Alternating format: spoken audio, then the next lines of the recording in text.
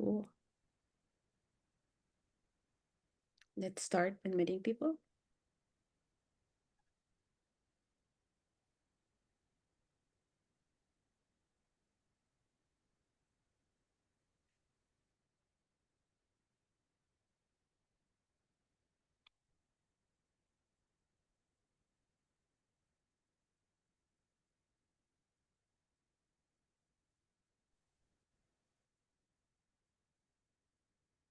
Hi, everyone. Thank you for joining us today. So while we're waiting for other people to join us, please feel free to introduce yourselves in the chat. And if you could greet everyone in your local language, that would be great.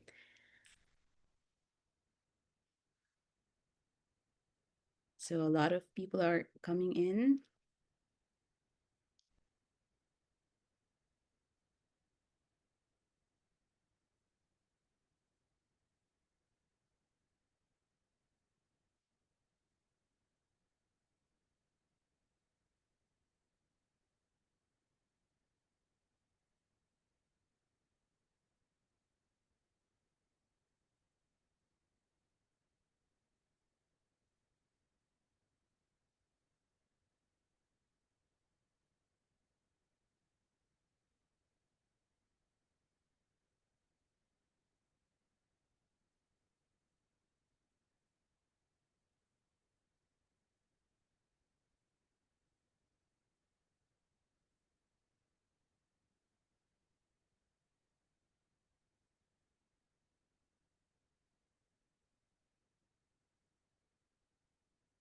All right.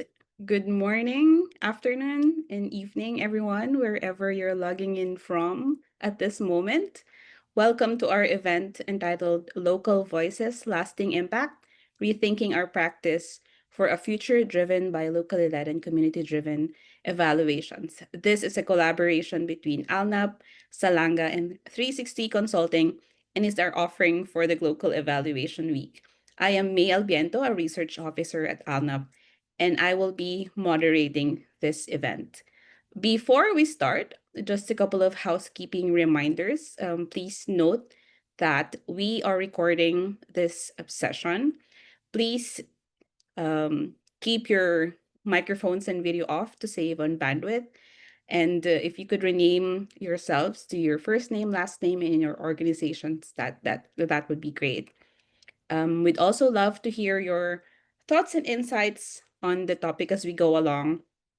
Please use the chat to ask questions and engage with the speakers and with your fellow participants. So our agenda for today will be divided into three sections. First one is an introduction. The second one will have some opening remarks, and then we'll go into the presentations of three speakers. And then we'll have a Q&A at the end and a closing session. We will be running through several poll questions throughout the event, and we want to test it out with this first question. You should be able to see a question pop up on your screens at the moment. Can we have the, okay. Click on the option that best describes your connection or relation to evaluations. Do you conduct evaluations, fund evaluations, manage evaluations, use evaluation results, or implement programs or projects that are subject to evaluations? Just a couple more seconds more.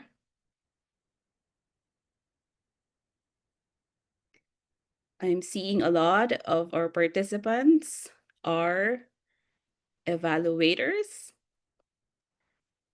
And second group of people here are program and project implementers. Oh, now there are some people here who are managing evaluations. Great. I see one funder, donor of evaluations. Great that you've joined us as well. Okay, can we close the poll question? So everyone can see the results. So we have 52 responses from our audience so far.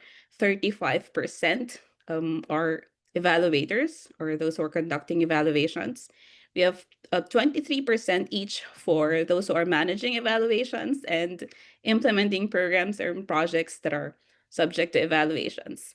Great mix, I think. And we have 15% who are using evaluation results and 2 who are funding um, evaluations. Thanks so much for participating in our first poll question. So we'll be running a couple more of these questions throughout the event. Okay. So let me introduce our first speaker to give the opening remarks. Rituu supports the Global Fund for Children's Partners in South Asia, helping them strengthen their community, youth, and child-led initiatives, as well as participatory MEL and community-led research. She is trained in public health and evaluation and applies an intersectional lens in her work. Appreciation and deep listening are core principles that guide both her personal and professional life.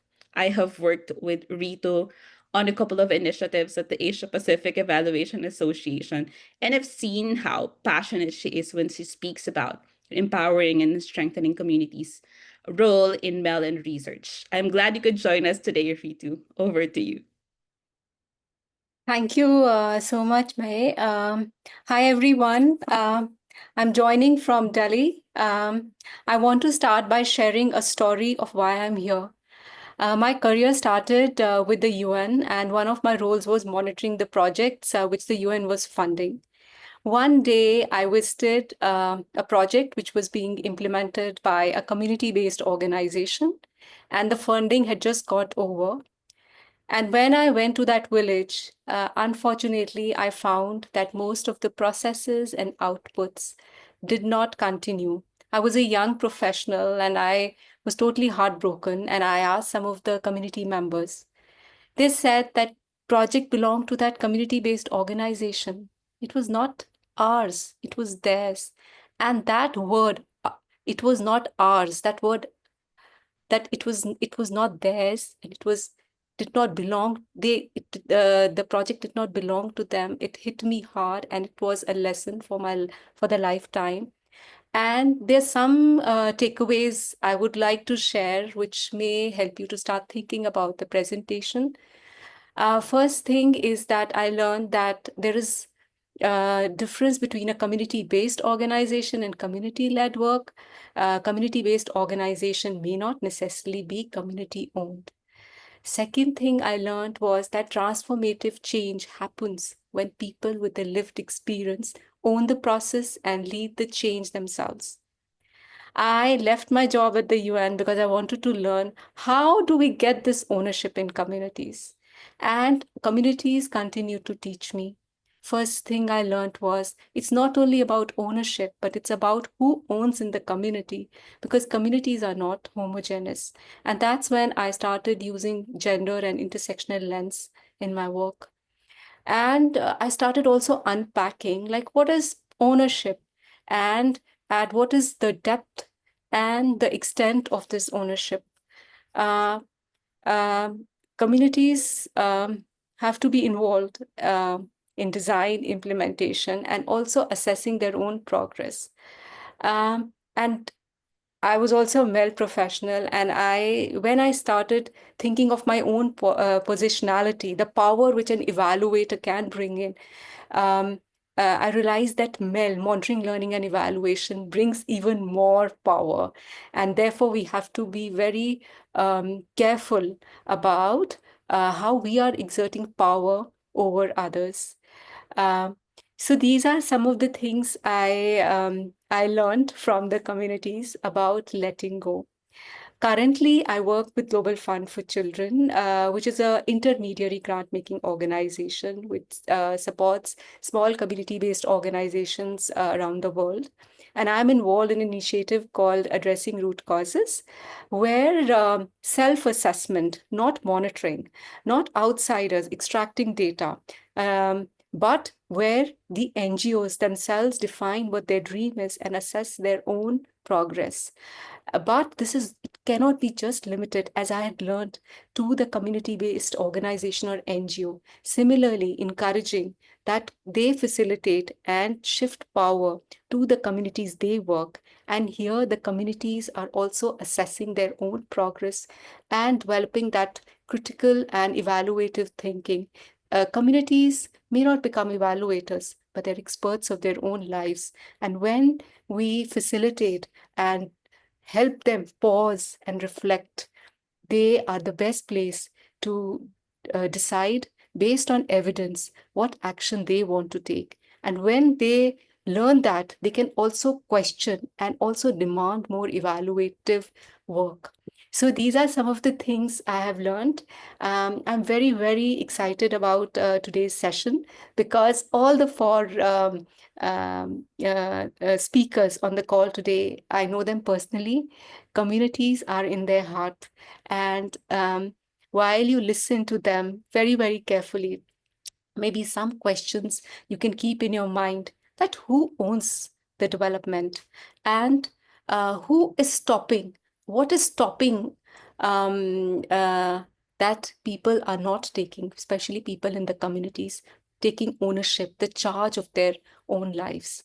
So I hand it over back to me, and thank you so much for this opportunity.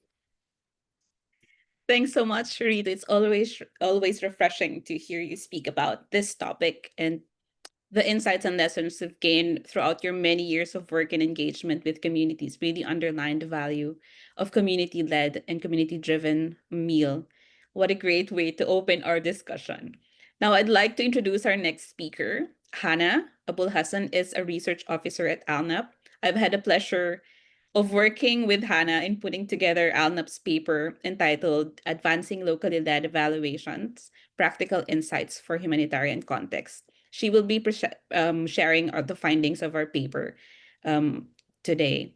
Prior to working with ALNAP, Hana has held facilitator, researcher, and M&E roles within local and international NGOs and UN agencies. The floor is yours, Hana. Thanks, May. Just a moment while I put my slides up.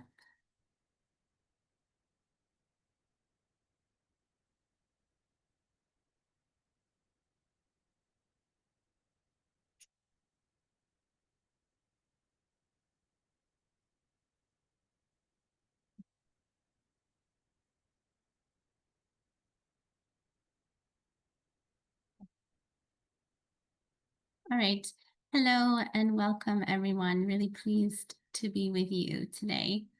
So as May said, I've been focused on locally led evaluation research, and we're really happy to tell you a little bit more about that paper and how it links up to our other speakers today as well.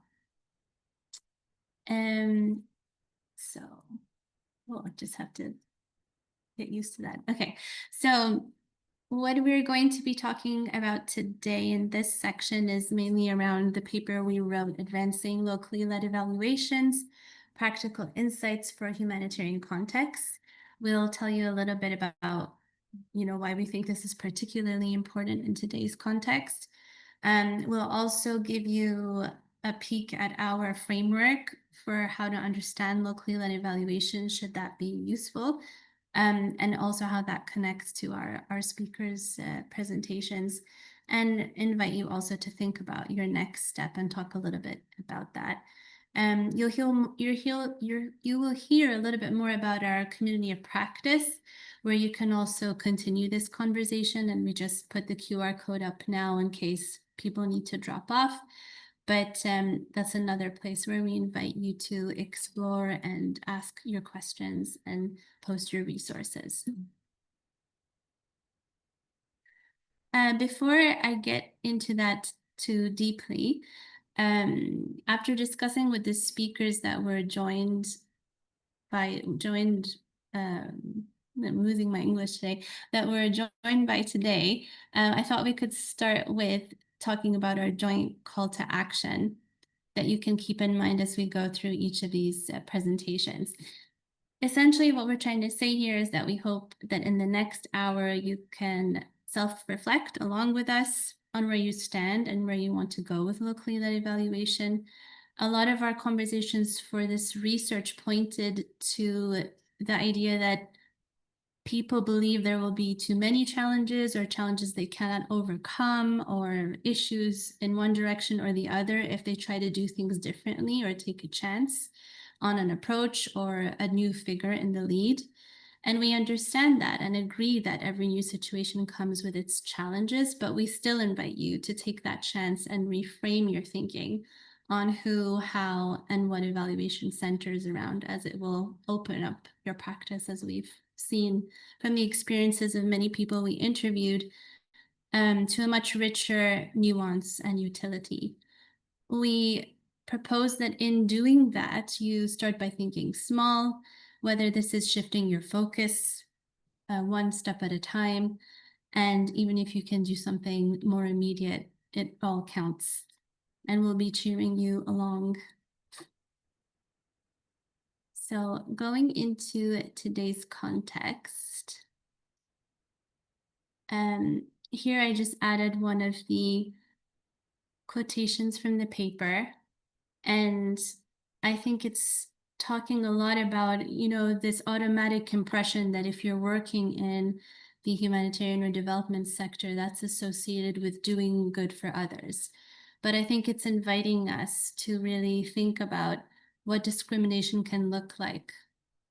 And I think there's a lot of that in the paper to think about, you know, our own biases, as Rituu said, and also how we can shift some of our practices to really walk the talk.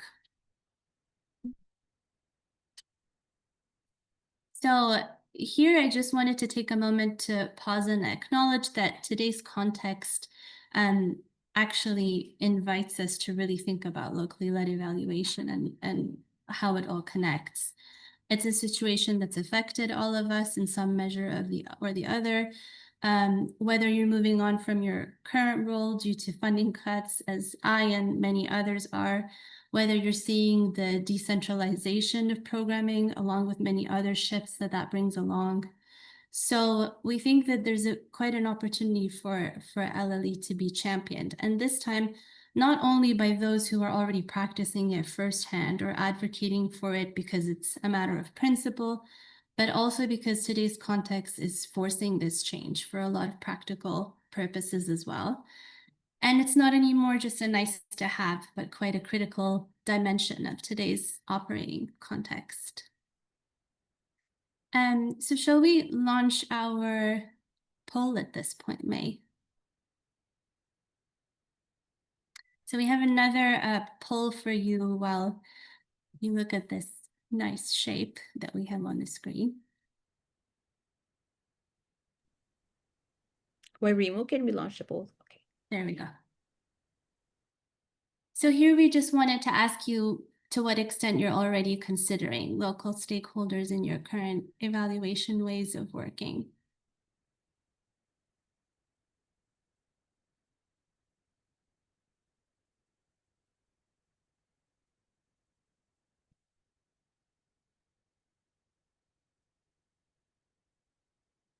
Or maybe we just give another minute.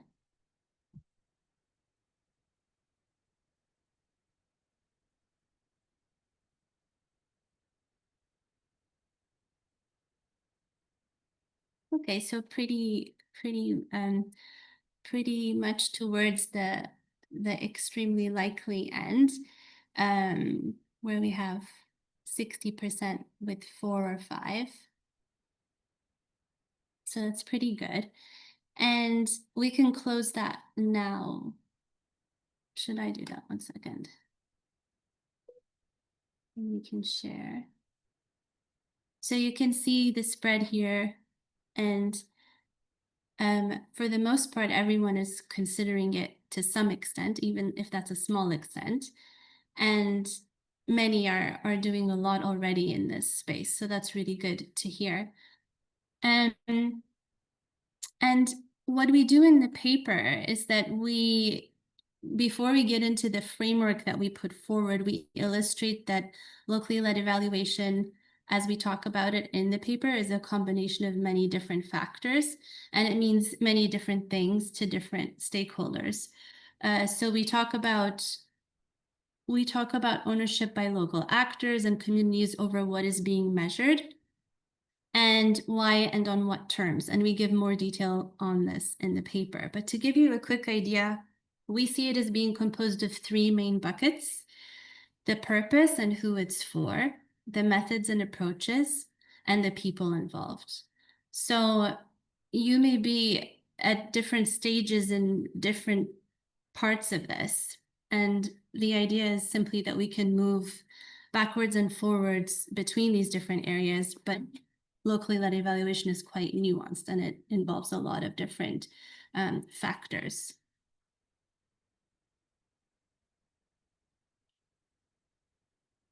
And here I just wanted to give you a quick impression of the framework. So in the big picture, this is what our framework looks like.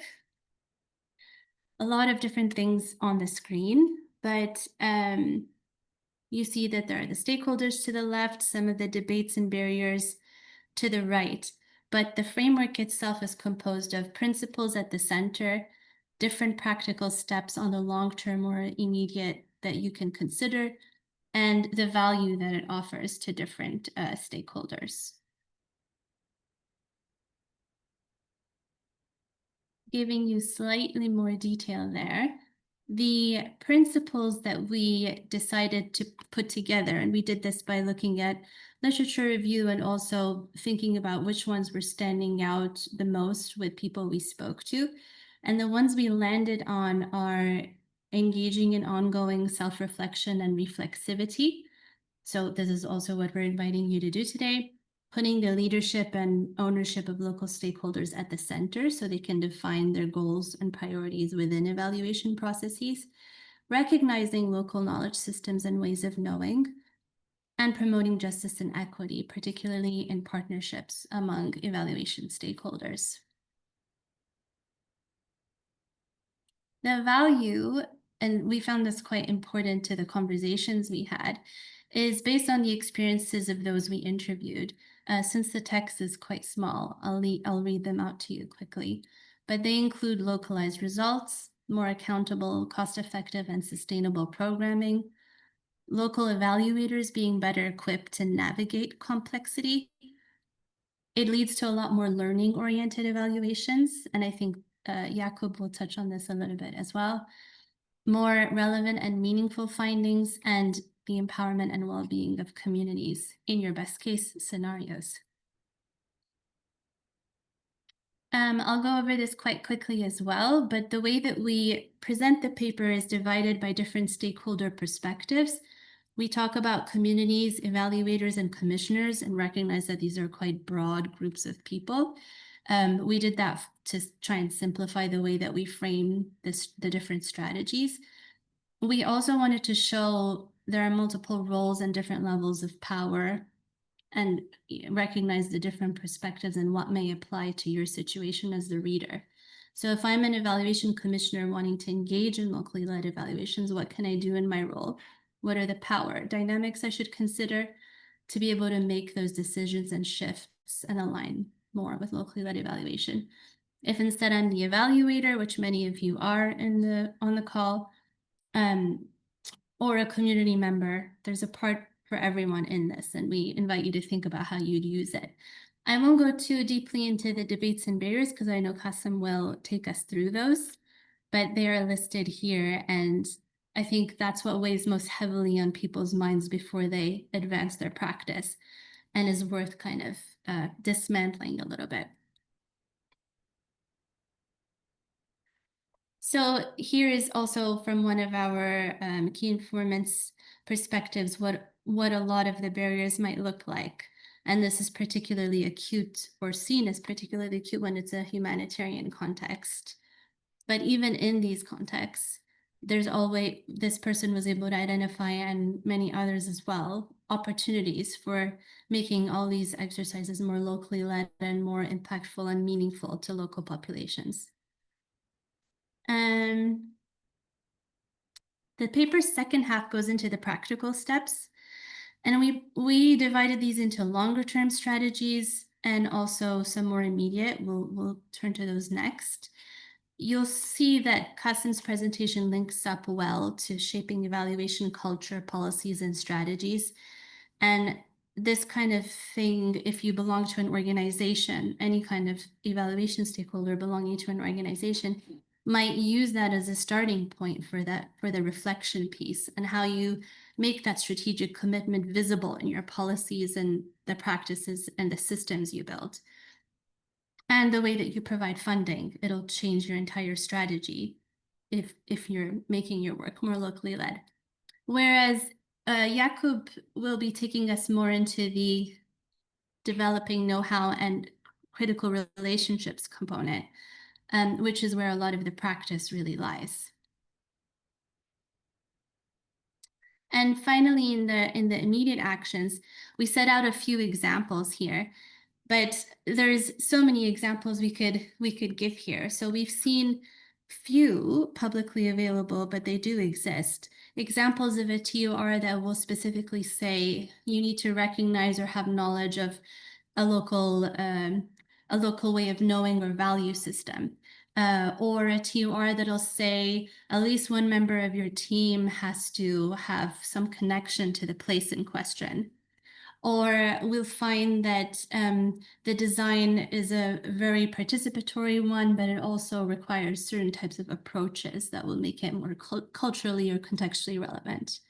We also see that there's a lot more research on the importance of dissemination and at least finding small ways of connecting with communities who are at the center of this work when we're doing an evaluation that concerns them. Are you, at the very minimum, finding ways to bring back your findings in some tangible way to those people? And I thought this might be a nice way also to end my section, because it's just an easy way to think about equal partnerships, which is a big part of what you're talking about when you're thinking of locally led evaluation, if you're an external party to that evaluation. And I think Jakub will be showing us as well what kind of thinking they've had to take to play less of a leadership role. What does that look like in a community-led meal approach? And here it's simply about, where has local partners' views prevailed? And when we ask ourselves a simple question like that, and if we have avenues and channels for making sure that that equity piece is felt throughout these processes, that's already a step forward. Finally, in our paper, we have a few takeaways, and we have listed them here. I'll also remind you of the joint ones I talked about earlier. But essentially, pick a place to start if you haven't already. I think a lot of you are a lot further along in your practice, but maybe this paper can offer other points of reference or opportunities to exchange with others, as well as the interventions of the colleagues on the call. And also share. We struggled a lot to find good examples and to find to make visible the practice of others, and we want to be able to do that, especially ALNAP's in a position where it can do that, but there are many others who are trying to find ways to adapt their practice and show examples. And of course, exchange with us, exchange with your voluntary professional, I always forget VOPI's acronym, but the evaluation organizations at the national level, and the other opportunities regionally and internationally that may be available to you. Thank you. Over to the next speaker, or to the moderator. Thanks, May.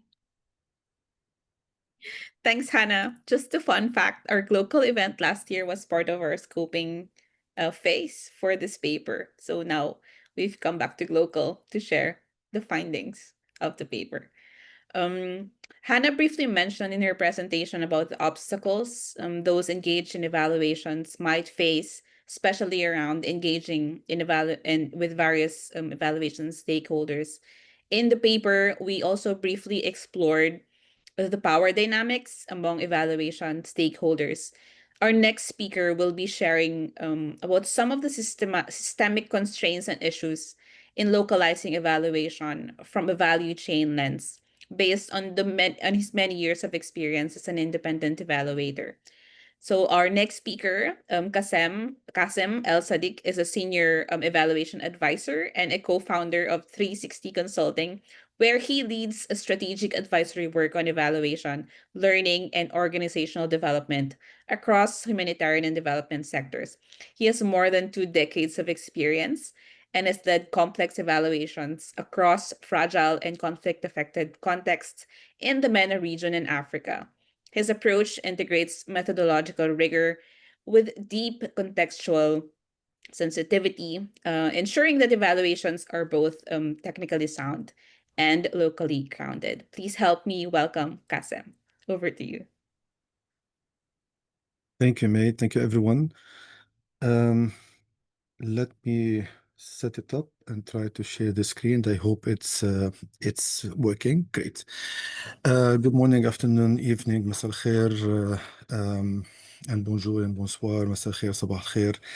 I'm trying to share with you some of the reflections that we've collected over years of experience and engaging with local communities, with donors, with intermediaries, and what have you, within the cycle of evaluations of programs, mostly development but heavily humanitarian.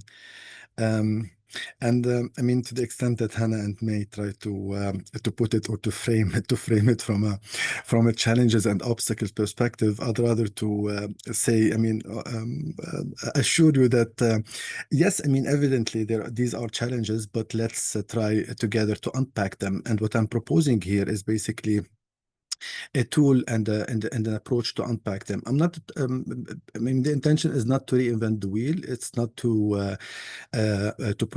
propose something unconventional, but rather to rely on basic approach and basic tools that would help us reflect. It would help us look at where the issue stems and hence suggest some means to try to push forward the locally led evaluation or community led evaluation while at the same time paying some justice to the different stakeholders and partners and players across the value chain. And evidently, I'm proposing the value chain perspective to try to unpack those issues and to put forward some recommendations that would help us in pushing the locally led and community led evaluation forward. But where does it start? At which level and at which layer of the value chain?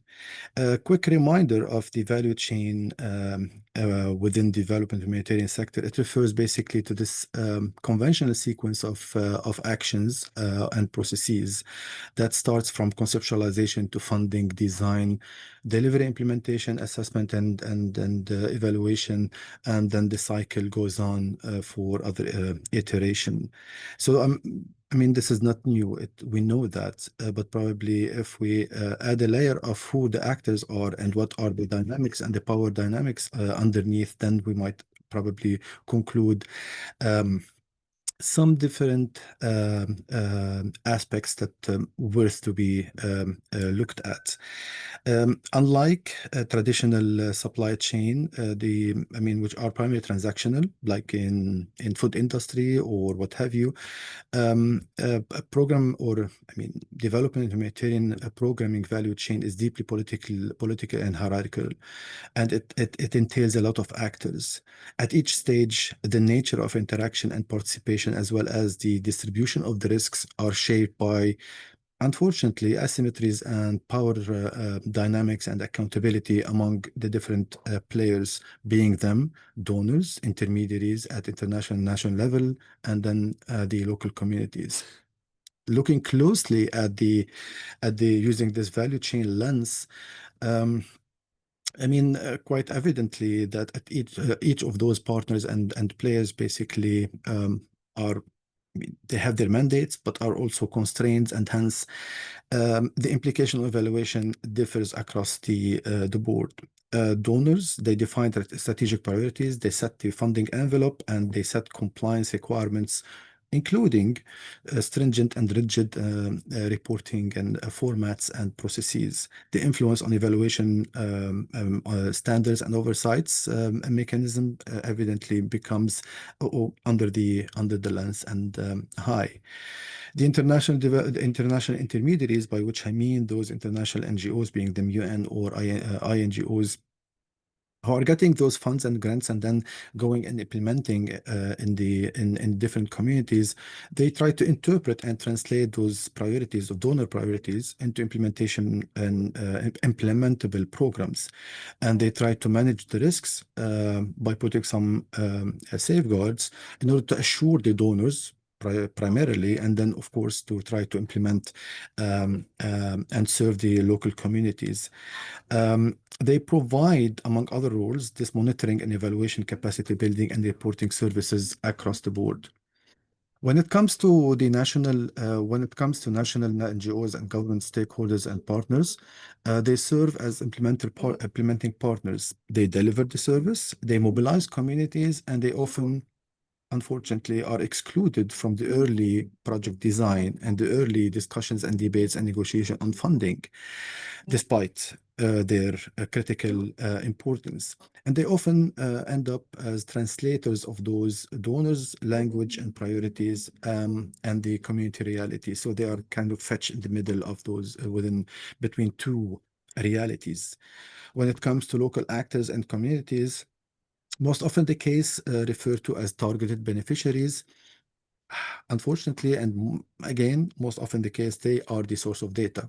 They are the beneficiaries, but at the end of the day, they are the source of data. They provide the legitimacy for the work of the national NGOs, international NGOs, and donors.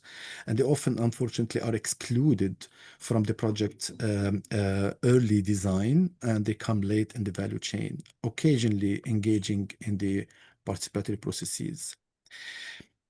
Unpacking this more and more, donor level constraints basically are a kind of a tool, two issues: standardization and then fascination with metrics. And hence we see the fascination of reporting according to set lock frames with set measures and with set targets. And when it comes for national NGOs or national players to discuss those setups and those lock frames and targets, I mean, everyone has the same excuse. I mean, this is set by the donor.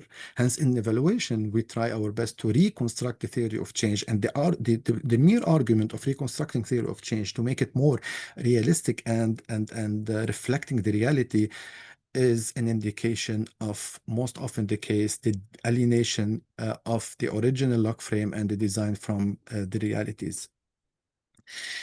The implication is that the role of local actors boils down to consultations with a narrow scope, and unfortunately, from that perspective. When it comes to international intermediaries, they are most often the case gatekeepers, engaging in framing and more or less controlling the implementation to ensure that they are implemented with the minimum risk available, but hopefully with the maximum benefit to the communities. They play the gatekeepers in implementing the programs, gatekeepers in the terms that they are the kind of the doors to the communities and others through other intermediaries.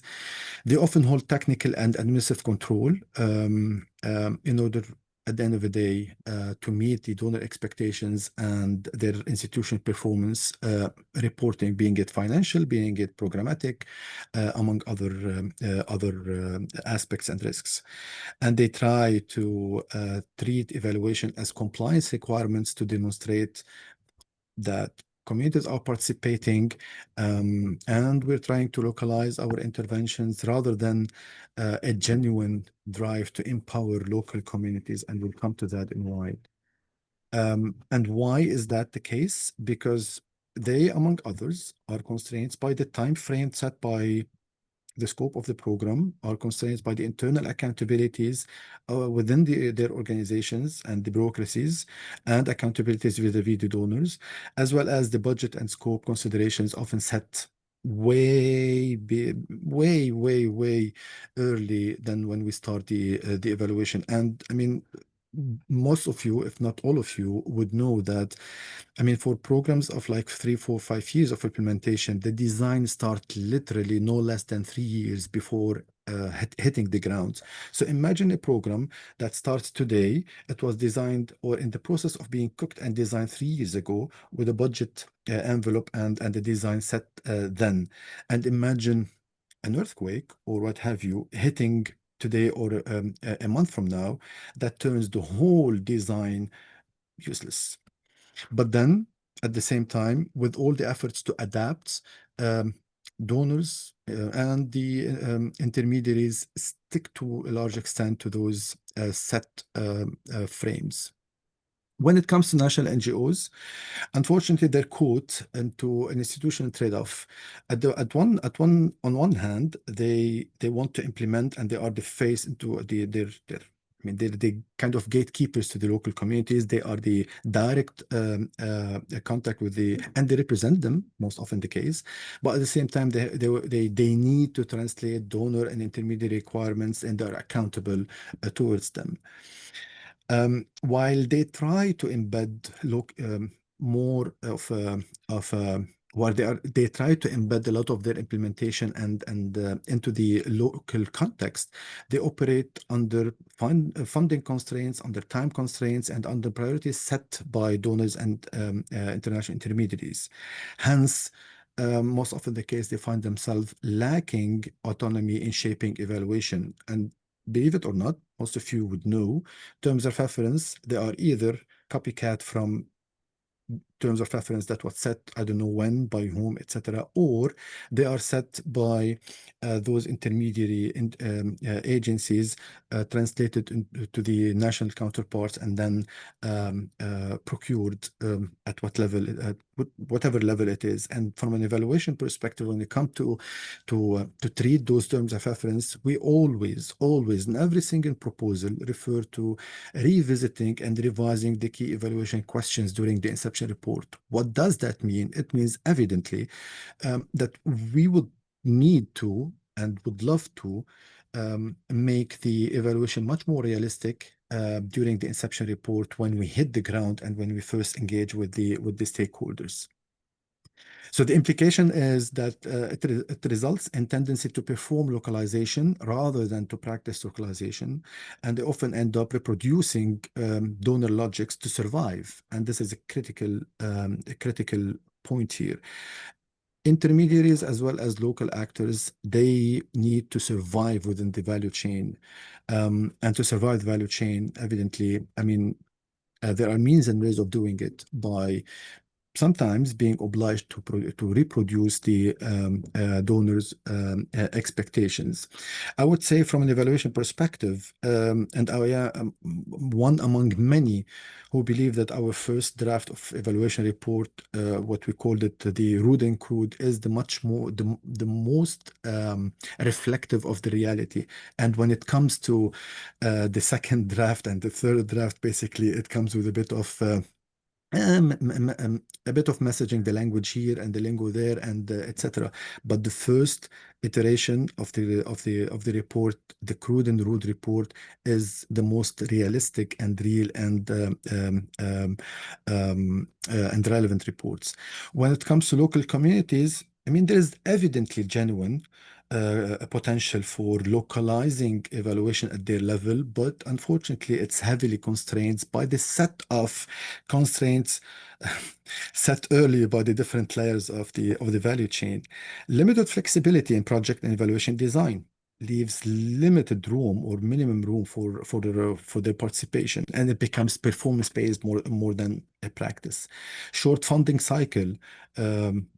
Evidently would affect the building the capacity of those local communities. And I mean, I want to put here between parentheses, to the extent that local communities would probably need some capacity building. It's not to build the capacity on evaluating their intervention or their engagement in the intervention, but rather to build the capacity on how to translate and use the language that fits the intermediaries and the donor, because the local knowledge and local wisdom that resides at the level of local communities is by way advanced, given the realities, given the knowledge of the realities, but unfortunately, lingo-wise and structure-wise and format-wise is doesn't fit the requirements of the donor.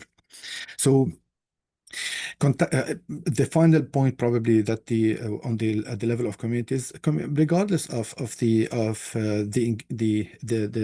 value chain, contextually, sometimes local communities in fragile states are literally hindered by some risks.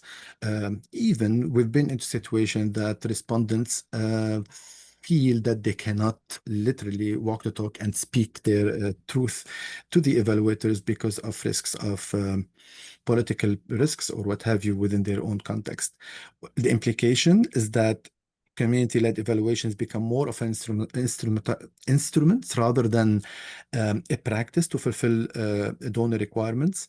And they are introduced late with all the findings that are collected but not acted upon.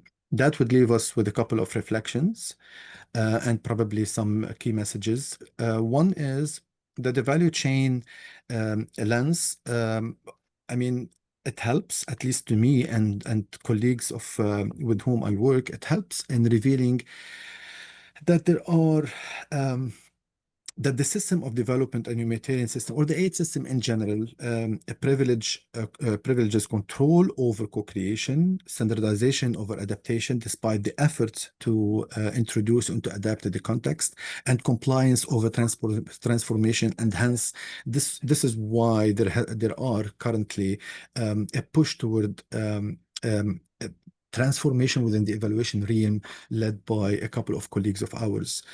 Localizing evaluation cannot be meaningful, and I would argue, unless it is redefined along the entire value chain and unless the roles of the different stakeholders and partners are reconsidered and recalibrated. For communities to lead evaluation, there is a need to change the current practice, and that demands a structural recalibration of the system. Moving forward, there are genuine community-led evaluation that are taking place, and we're gonna hear from our colleagues in Salanga some of those initiatives. But I mean, to reinforce that, it's not enough to say, though it's necessary, but it's not enough to practice it at the very end of the value chain. While that practice is required, we need also to push and to influence some practices along the three other layers of the value chain, along the local intermediaries, international intermediaries, and donors. Reforming evaluation framework at the top is critical, hence the discussion that Hana brought on terms of policy and culture and strategy. Fostering collective action for transformative evaluation is critical along the two layers of intermediaries in the value chain, and piloting, adapting some of those changes is critical to prove the point and to prove that we're walking the talk. And I think we're going to hear from our colleague Salanga a typical example that reflects this aspect of piloting and adapting. Thank you so much for being here, and I hope that stimulate a bit of reflections and discussions, and we'll be happy to take that discussion today, tomorrow, and in the next weeks and months. Thanks so much, Kassem. Very powerful reflections. And I agree with you that localizing evaluation means really redefining it along the entire value chain. And this also requires us to rethink really who does the evaluation and how do they do it and why. Our next speaker will share some practical examples into how they're doing it in their organization. Jakub Nemec is the executive director of Salanga, and he has worked in the field of international development and humanitarian aid for over 2 decades and founded Salanga in 2007. He's a practitioner at heart and draws on his experience to support Salanga's partners across all aspects of a project with a focus on design, meal, and community-led methods. Over to you, Jakub. Thank you, May. It is, I must say, really hard to come after such a speakers with such a deep knowledge and understanding of the topic. Hello, dobrý den. I'm really happy to be with you today, and I will try to bring us a little bit closer to the ground and see how something what we heard from Hana and Kassem can be actually applied in realities. So we will be talking and looking into one of the many approaches that are out there that allows communities to take more power in their designing the change and also evaluating the change. Just very briefly about us, we are an organization that is supporting funders, implementing partners, and communities alongside through visioning the change, measuring impact, and guiding them through the sort of locally led development. And today we will be specifically talking about what actually locally led evaluation and locally led development means to us. And we had, over the years, when we decided that we can no longer support the traditional, very extractive development approaches, we had some reflections, and these points are kind of coming as a result of our reflections. We realized that participatory approaches are excellent, but they only apply to very small number of processes or development. We really wanted to go deeper and see whether we can go beyond participation to ownership, to dreaming by the local actors and especially the local communities. We also looked into who owns and evaluates the development agenda. So as we heard from Kassem and Hana was pointing to it as well, and I saw in lots of the comments in the chat, that we cannot really come to the communities and ask them to evaluate something we designed for them or even the donors designed a long time ago, as Kassem mentioned. What we are looking into is, can the community design their own change and then therefore be in charge of driving the change, but also learning and evaluating alongside? And the last one is the key. What is the result of any evaluation? To us, it means it's the change. It's the change. It's not the report. It's not the learning. It's the change that is driven by all those steps before. And so for us, we want to see the community owning this change. And for that change to be effective and functional and lasting, they really need to do a reflection, learning, adaptation. That's to us the evaluation alongside, not just in the set points of times. So to address these kind of key principles or key results of what we want to see, we co-created together with communities and partners around the world this approach called CoLMEAL, Community-Led Monitoring, Evaluation, Accountability, and Learning. That goes beyond just evaluation, that goes beyond just monitoring. It coaches the actors from funders to implementing partners to local actors and communities, even the individuals within their own households, through the process of visioning the change, driving the change, and also learning and evaluating.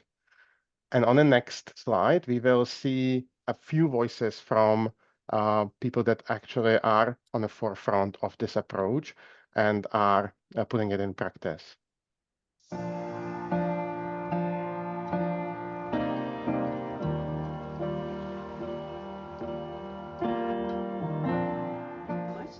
I'm Esther Namisi, the project manager for the Together project. I'm 49 years old, a mother of 3 girls. I'm married, and also a mother of so many adopted children. The way I understand CoLMEAL is a community-led process, whereby the community members identify their own problems, they find out the root causes, they come up with an action plan, and of course, they implement them. So it's what I can unlearn is that basically throughout the whole process, I believed that CoLMEAL will not work here in Turkana County, especially Turkana West County, because of their illiteracy level. The illiteracy level was so low, and all through, when I started, I was like, it's not possible for it to happen.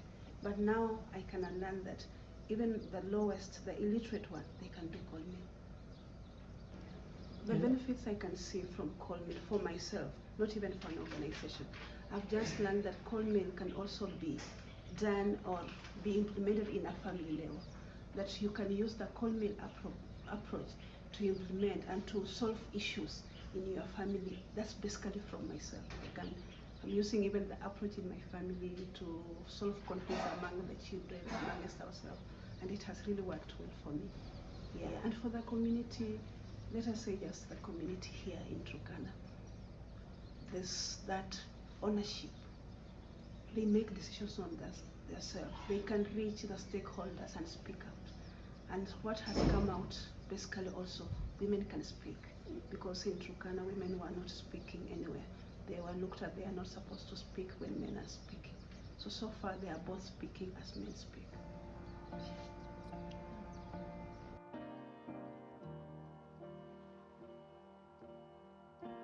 CoLMEAL gedon bay ba CoLMEAL wa ngeo ni wa mi wa ti ma tek me you po community wa ko dong. Among the benefits of CoLMEAL I've seen is that CoLMEAL has trained us to work for ourselves and to make sure we attain things by our own selves, not by the help from someone else, but it is from within us, and from by ourselves is when we can attain what we need. My name is Priscilla, Secretary CoLMEAL. I felt like doing some of community activities by helping them, recording data, and doing all those, so that we can see the level of alcoholism and level of things going on in a village. So that can help also the local council office to see where he can start from, because we are working with him in the village. Because before CoLMEAL, we were badly of condition of the village. People cannot understand what is going on, what is meant to do to improve the level of ignorance or to reduce the level of ignorance. Like here we have so much level of like gender-based violence, and the level of alcoholism was high before this. So when they came in, now like I'm saying, like there is increases of level of education, level of gender-based violence is decreasing. So that is all about CoLMEAL.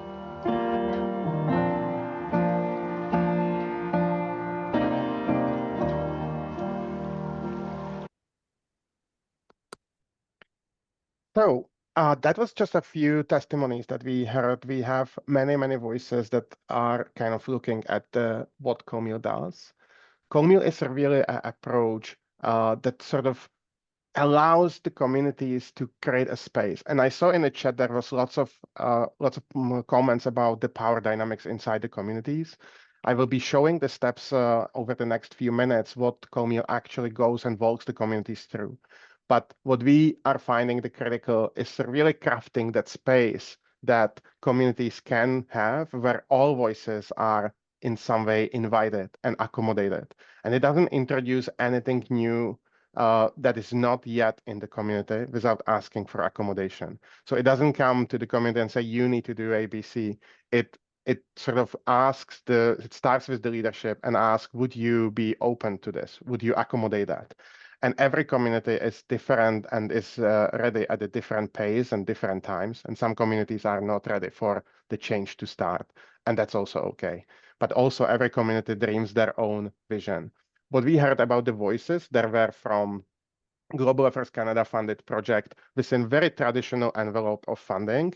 And it is possible to find a way for the implementing partners, for the international organizations, to craft that space, to bridge that kind of gap between the strict conditions and restriction by the funders, all the way down to allowing the freedoms to the communities to dream what they want and to prioritize regardless sectors and regardless thematic areas of the funding.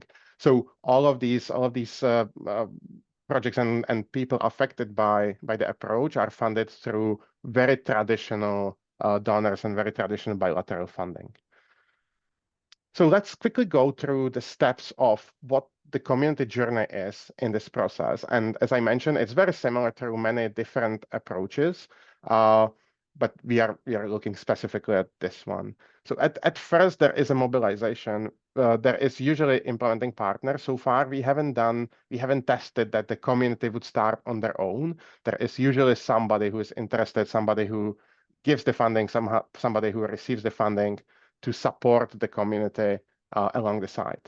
The critical is the accommodation of all voices. The traditional leaderships in many communities doesn't include all the voices, and therefore usually we coach the implementing partner, and the methodology kind of takes them through it very systematically, how to ask for accommodation of all the critical voices to be part of that public domain. And once that safe space is crafted, it's the whole of community design process, when the whole of community, again, including those voices that are traditionally not in public domain, and again, very systematic way, the communities gather together and they dream, they go through understanding all the challenges, they understand how they're interconnected. They prioritize which challenges are the most important. And yes, there are potentially lots of conflicts, but because the systematic approach to understanding those conflicts, understanding those power dynamics, and designing them, the community kind of self-reflect and in some ways self-modulate and adapt to what the final visioning can be and across the whole community. Then the next step is going into the action planning and really truly visioning the change for those priorities that the community put together. And then once they have the vision, the goals, the community also is very actively involved in designing their own change, defining the change, how the change looks like, how the change will, what is going to happen, how it's going to affect different groups of people inside the community, and how it may also affect other actors, and what the role other actors need to play in order the change to happen.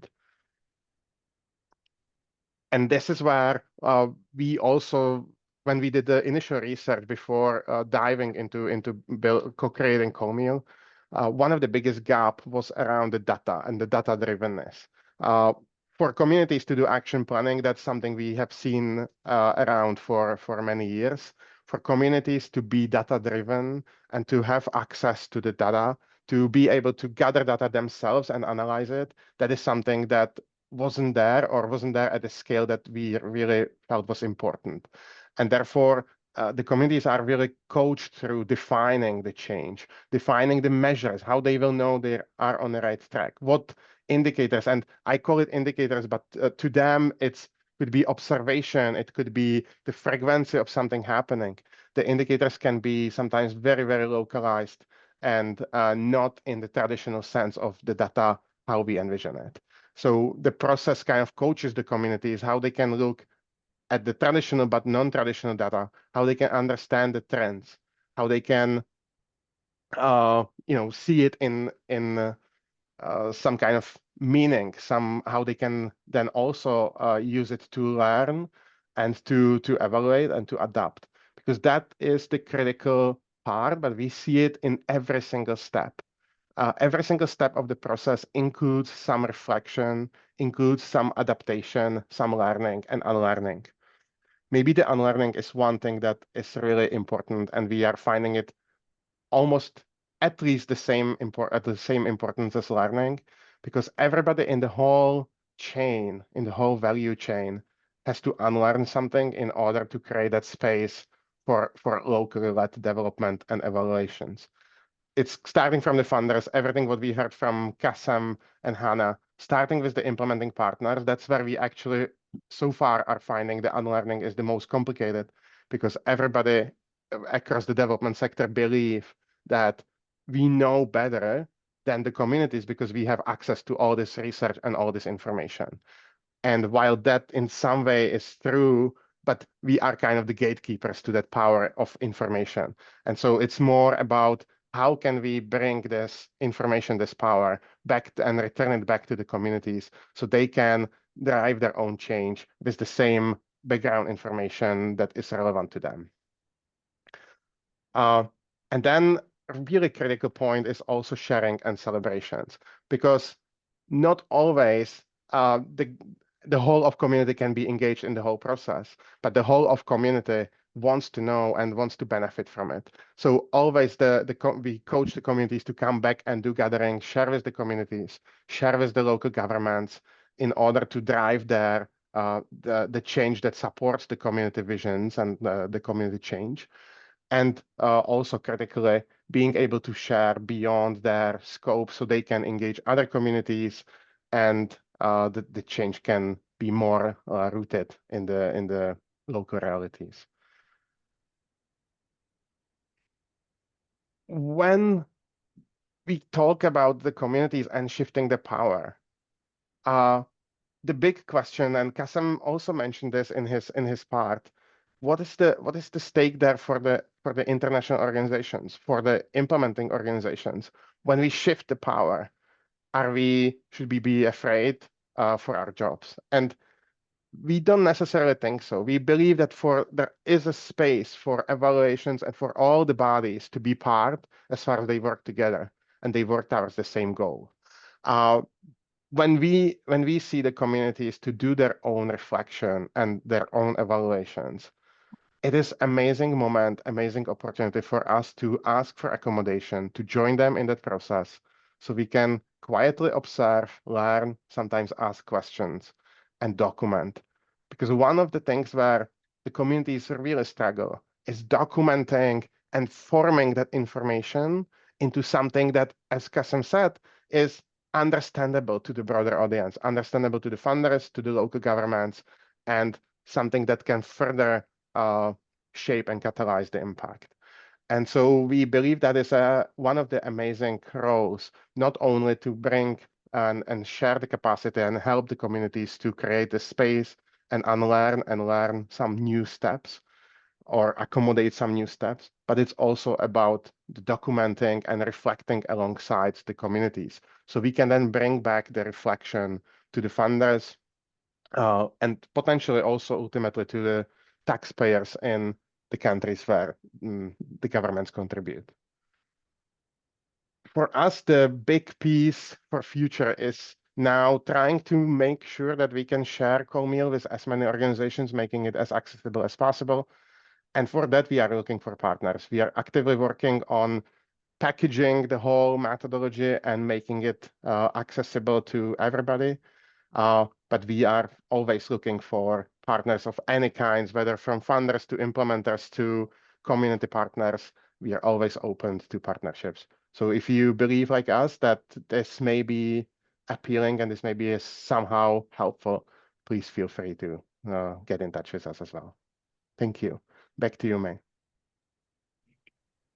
Thanks, Jakub and the Salanga team for sharing about your CoLMEAL approach. If you have any questions, there's a lot of interaction in the chat right now, a lot of insights coming in from our audience, and I think our speakers are also responding to some of your questions. We'll see if we still have time to respond to your questions later on, but hopefully our speakers can respond to them in the chat while we go through the next couple of minutes. We have another poll question for you. Or Remo, could you please launch our next question? So now that you've heard from our speakers, to what extent do you feel ready to take the next steps towards locally led evaluation practices? We've heard some suggestions from Kassem and from Jakub and also from Hana, some practical examples or ways forward that you can take as an individual in practice or as an organization. So from what they shared through our session, do you think you found some good ideas that you might take with you when you go back to your practice, to help you align your ways of working to becoming community-led or locally led. So we have 35 people answering the question, and yeah, it's around half of it say they're very ready now. I hope you got some ideas, some good practical examples from the sharing of Hana, Kassem, and Jakub. Thanks so much. We can probably end the poll now.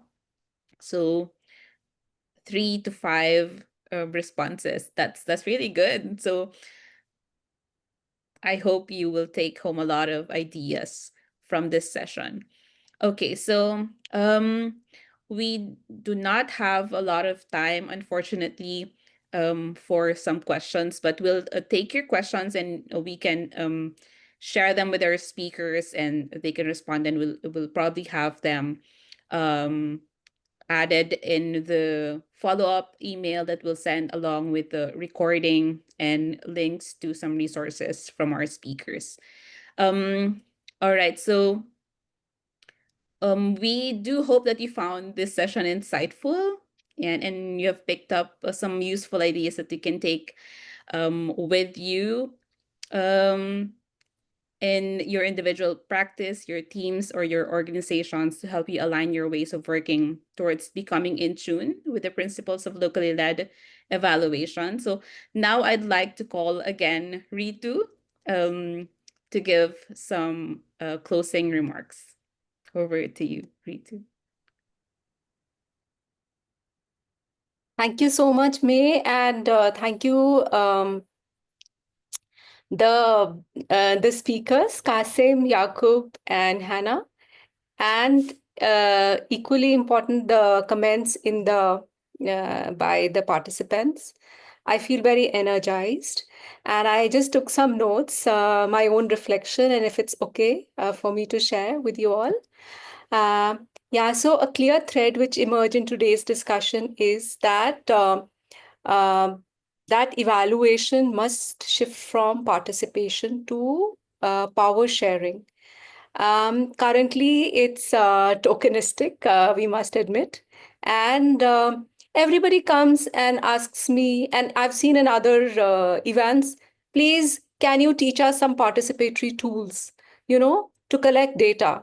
So are we taking participatory tools to collect better data? And how much are communities using that? So what I have learned from today's presentations and from the participants, my own experience, it's more about intention. It's about sharing and shifting power. And it's shifting power has to happen at different levels, as all the three participants, the speakers emphasized.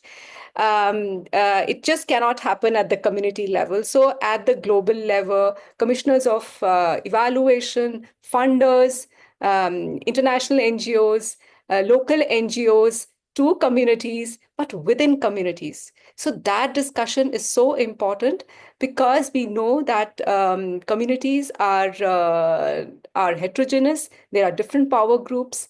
And so when we are measuring the progress, and if communities are also measuring the progress, we just cannot track outcomes, but also is the power shift happening there, the power dynamics which exist in the communities? Are the social norms and the harmful gender norms, are they being challenged by the communities? What about patriarchy? And seeing this, and as we at Global Fund for Children are learning along, we have also initiated masculinity conversations with SALT approach to provide men and those in power to have those conversations. Another point which struck me, and it was also shared, that we cannot just have community ownership in MEL. The entire system has to change, and communities have to be in the driving seat from the design, implementation, and self-evaluation. if we really want the world, we are in a mess. And if we want things to change, otherwise it will just be a band-aid, just a superficial changes, and things will come back again. And in fact, Kassem emphasized that at times this is even reinforcing the power, the kind of work we are doing. So that reflection, if we can all take home with us, um, and start thinking about, and as Jakub mentioned, about unlearning. I think unlearning is even more important, because unless we empty the old ways, we cannot fill in the new ways of working. And are we ready? And not only the funders, because I work with a grant making organization. We need to step back, absolutely. But what about the other structures? What about the other institutions? Everybody needs to rethink and step back, so that whose whose lived experience it is, they take ownership. They step back, step in. We step back, they step in. So can we reimagine a new world? Can we dream together? And that dream should not be defined by institutions. Can we have new goals which are determined by us? And us means that particularly with those with the lived experience. This is what I learned, and I want to thank all. And I just want to say, if I've made any mistake, please do excuse me, but I really enjoyed today. Thank you. Thanks so much again, Ritu. Very, very happy that you joined us today, and a lot of things to think about. As you said, a lot of things to ponder on when we go back to our own spaces, to our own spheres of influence. But as we dream and hope that in one way or another, I guess like one step at a time, we can do this. um we have another poll question, our last one, for everyone. What is the most valuable, we want to know, what is the most valuable information received from this session? So if you could just add your thoughts and insights there, that would be really great. And while you're doing that, I'd like to thank our speakers, Ritu, Hana, Kassem, and Jakub, for taking the time to be with us today to share the lessons and examples on this important discussion. And I'd like to acknowledge our team at ALNAP as well, who's been working really hard behind the scenes to bring you this event. Rimu, Humam, Hana, and to everyone who joined us and actively participated in the discussion in the chat. Thank you so much. And we hope we can continue to spark the discussion on locally led and community led evaluations further.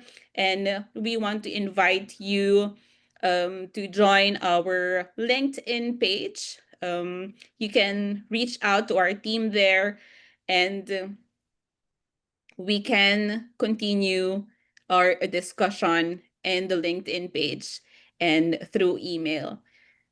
Thank you so much, everyone, for joining, and have a good day, good night to all of you. Thanks a lot. Thank you. Can you